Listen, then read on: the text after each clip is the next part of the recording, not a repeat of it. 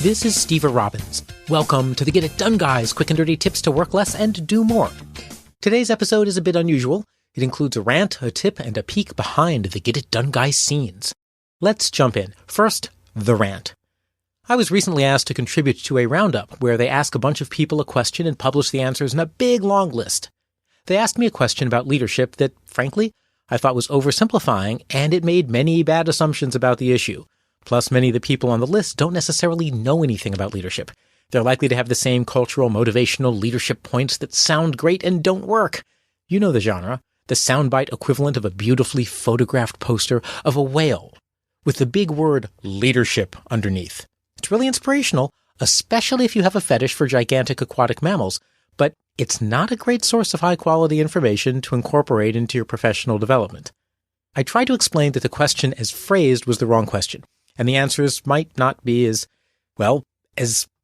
meaty as they could be. But they were adamant. They knew what was best. After all, they had a whale poster. So, under the theory that any exposure is good exposure, I agreed. I sent them my soundbite, and at least I tried to hint in my soundbite that there was more to the issue, but I doubt it came across. Yesterday, they sent me the link to the final article for me to tweet, Facebook, Instagram, and send far and wide to my audience. It would be great. People would see me in the presence of other brilliant, wise practitioners and would subscribe to my podcast in droves. But, well, it's a list of 44 people, and I'm like number 30. And the page is formatted so it's hard to read, and who scrolls that far anyway? This isn't really good publicity. This is me, 3/4 of the way down a list of leadership bullet points whose quality ranges from the sublime to, frankly, wishful thinking. I decided not to tweet because, frankly, it would be embarrassing. They also wanted me to comment on the article and say what?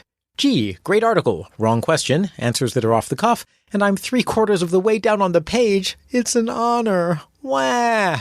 My inner 3-year-old would have a field day.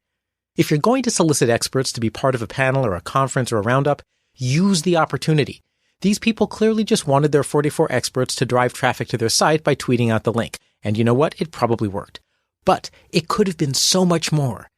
Get the most out of your experts. If you're going to go to the trouble of contacting experts, do it to your own benefit. You can establish deeper ongoing relationships with guests for future collaborations. If they'd actually had a conversation about how their question could be improved, we might have hit on an angle for the article that would be unique, that would go viral, and would help them be perceived as sources of invaluable insight by their audience rather than just large lists. And hey, who doesn't want to be a source of invaluable insight? I mean, come on.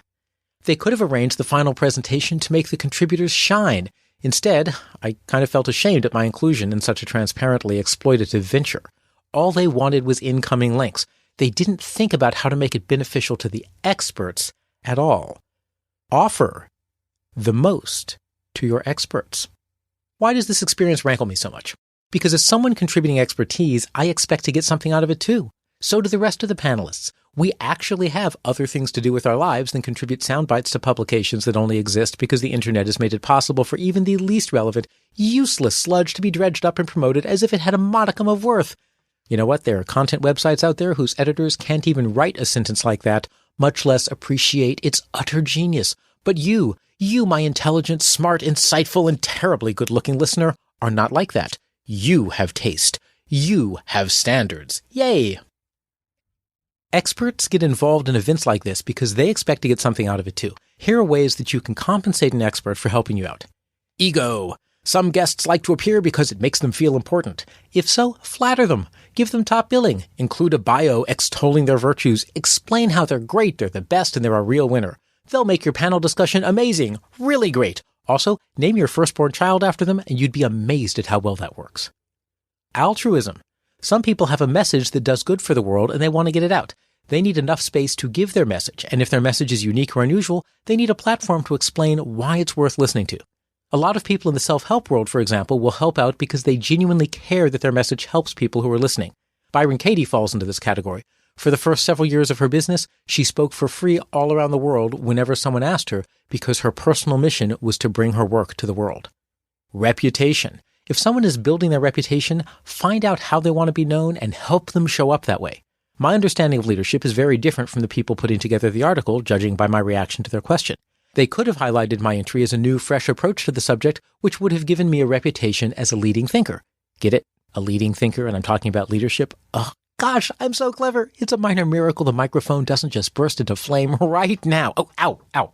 Never mind. If you're doing a multi-person event, offer your panelists the halo effect. A guest can get a reputation boost just by having them appear prominently with a few other big-name guests. Being on a 5-person business panel with Richard Branson, Oprah Winfrey, Puff Daddy, and Cher Wang would be a big deal from me, even if I were number 5, as hard as it is to believe being last in that lineup would actually boost my reputation. Being number 30 in a lineup of 44, however, does not fill me with glee. And lastly, lead generation. Often you can only get someone to appear when they're actively promoting something, usually a book or maybe a podcast or mailing list or some sort of cause, and in that case, make sure your guest has some way to give people a link or a short pitch or a call to action that will lead to a sale or a subscription for them.